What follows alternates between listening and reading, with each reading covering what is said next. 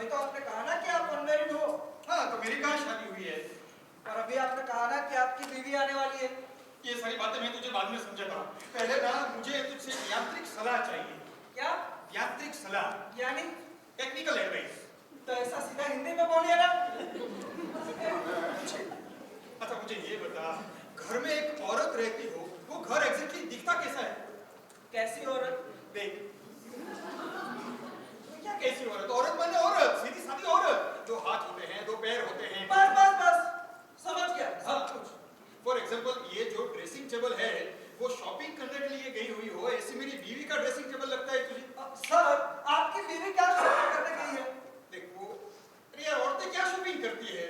साड़ी हो गई, dress material हो गया, सोने के कंगन या कान नाक के झुमके वगैरह, लेकिन वो क्या शॉपिंग करने गई है इस बात का, और ये ड्रेसिंग टेबल कैसा दिखता है, उन दोनों बातों का क्या लेना देना? लेना देना है सर, सब कुछ उसी पर डिपेंड करता है। हाँ, फॉर एग्जाम्पल सोने के कंगन उसको खुश करने के लिए मिलने वाले हैं या फिर उसका मुंह बंद रखने के लिए मिलने वाले हैं? हमें सोने के कंगन से मुंह बंद कैसे रखा जाता है? माने से होठ खींच के कंगन घुसेड़ देने का? नहीं सर, देखिए जब आप उसको सोने के कंगन देंगे ना तब वो जोर से चिल्लाएगी, सोने के कंगन, यानी ऐसे मुंह खुला और वैसे मुंह बंद। सर, और उसको आप पर जरा सा भी डाउट गया ना कि आपका कहीं और भी लफड़ा है तो फिर आपकी खैर नहीं, ये सारे ड्रेसिंग टेबल का सत्यानाश। अरे बाप रे, ये तो बहुत टेक्निकल चीजें हैं। वो मुझे नहीं लगता इतनी छोटी छोटी बातें किसी के ध्यान में आएंगी। आती है सर, शादीशुदा आदमी के ध्यान में तुरंत ही आती है। अगर नहीं आती तो शादीशुदा कहेगा तमुरा।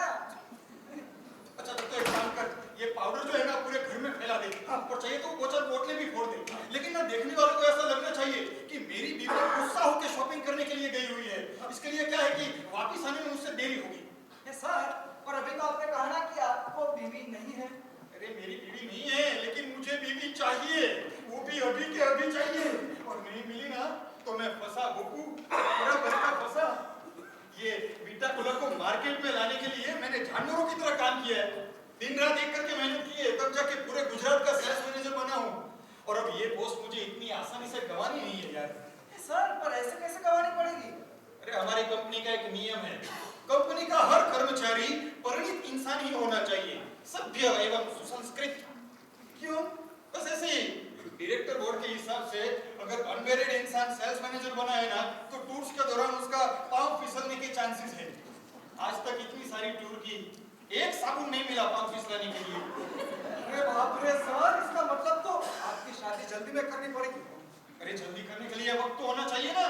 ये मेरा कंपनी का डायरेक्टर पीएम प्रथम माकर पीएम, वो सीधे दिल्ली से अभी नहीं आ रहा है मेरा सुखी संसार देखने और मेरी बीवी से मिलने। वो तेरी, ऐसा सब कुछ बोलने का नहीं है, सभ्य एवं सुसंस्कृत आदमी का घर है, इसके लिए ना पूरा घर ऐसे सजा रहा हूँ कि देखने वालों को ऐसे ही लगे कि मेरी बीवी घर में रहती होगी।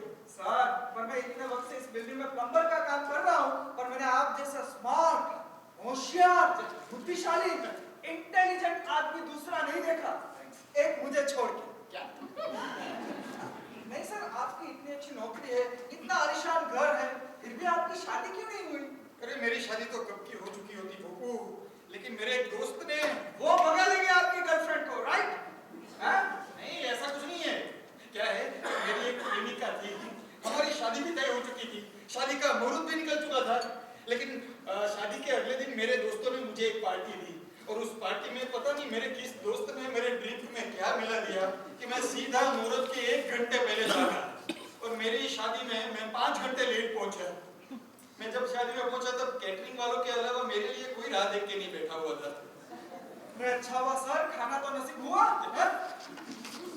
अरे सर, शादी के कुछ दिनों तक हर पत्नी के लिए अपना पति परमेश्वर होता है, गॉड, GOD, गॉड। लेकिन कुछ ही दिन बाद गॉड का उल्टा हो जाता है।